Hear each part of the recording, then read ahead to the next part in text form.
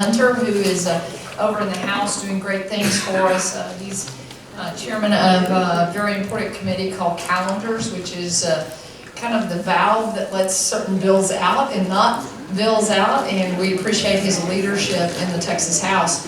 I just left Senate Finance, where we voted on a package of bills that literally is worth about $4.5 billion in tax relief.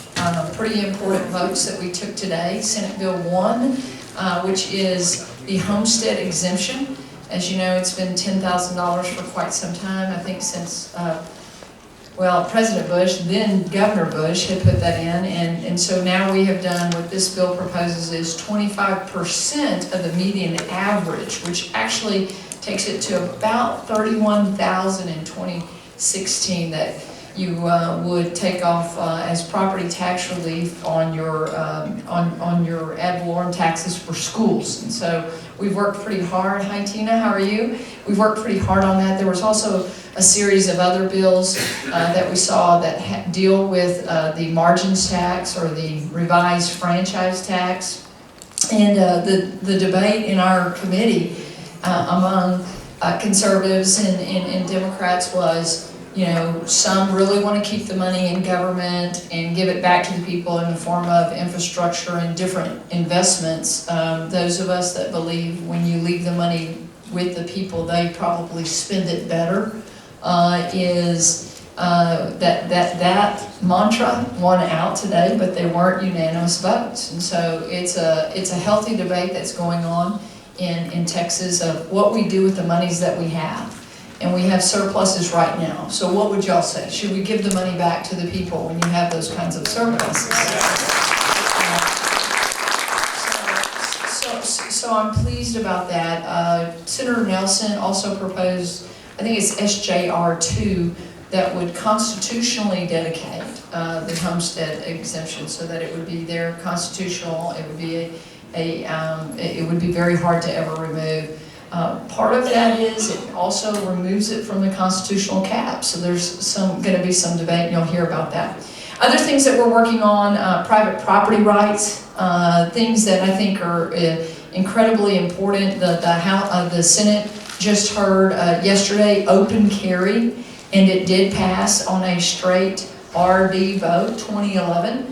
And open carry, of course, y'all know, is concealed handgun license. You still have to have a license, but you are able to open carry a handgun. And so today we will do campus carry. There were some provisions in the bill yesterday that said that you cannot open carry on college campuses. Today we will debate if you can conceal carry on college campuses. So I'm pleased with where the Senate is going. I think that the House has some great ideas as well. And in the end, we'll have to come together and figure out the best way to, they're headed in the same vein, just a slightly different take on tax relief, but in the end, I think we'll both agree that we give money back to the people. It's well spent by the people, it is their money. When you have surpluses, that's what you do. And so I'm pleased about that. Any questions? You know, I will tell y'all that this is a time, and I think Todd Hunter will tell you, it's getting a little tight. And when I say that, it's just a lot of work. Committees are in full swing. We're debating bills. We're talking about what's good and what's not good. This is the time when things you need to pay a lot of attention. I'm as good as you in your input. We input every email we get from you on support for bills and no support for bills, and what you're for and what you're against, and we use that as a guide. So I want to tell you that your lawmakers will listen to you. They really will listen to you. And in setting up, if you can't get a meeting with them because they're in a committee, like I was late because I was voting, be sure to talk to their staff, send emails, text messages. I read all my text messages. I think Mike Gibson knows that.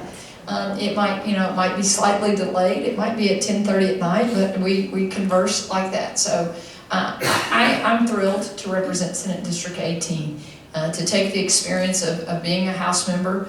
I've made mistakes along the way, and I've learned from them, and to apply those in the Senate and to work with my colleagues in the Senate and the House and our new governor and our new lieutenant governor and our new new comptroller, and our new land commissioner. It's an exciting time to be a conservative and a Republican.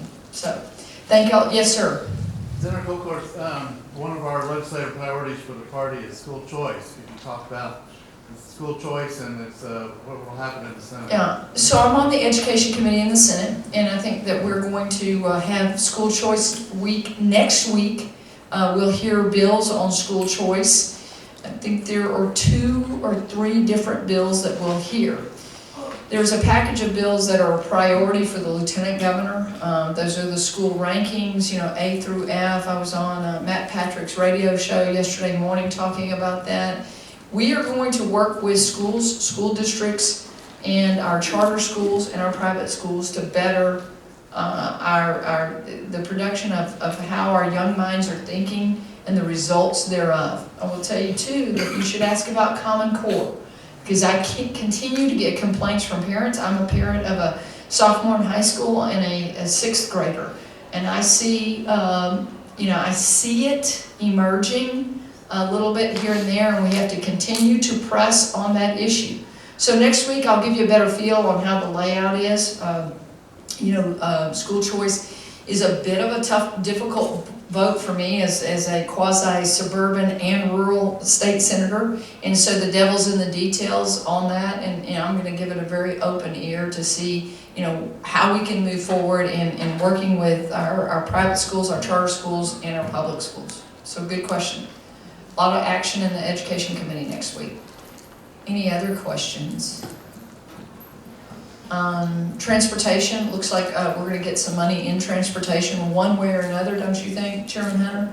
One way or the other. Very important. Y'all know that I'm not huge on tolls. I think that tolling is a tool, but tolling, if you toll a highway, there should be a way that thoroughfare one day becomes, I have a toll cessation bill, which basically says once you pay for it and you can gather enough money even for Corpus to do repairs, that toll should be relieved, because the people that have to drive that artery to work every day, that becomes a new utility bill for them.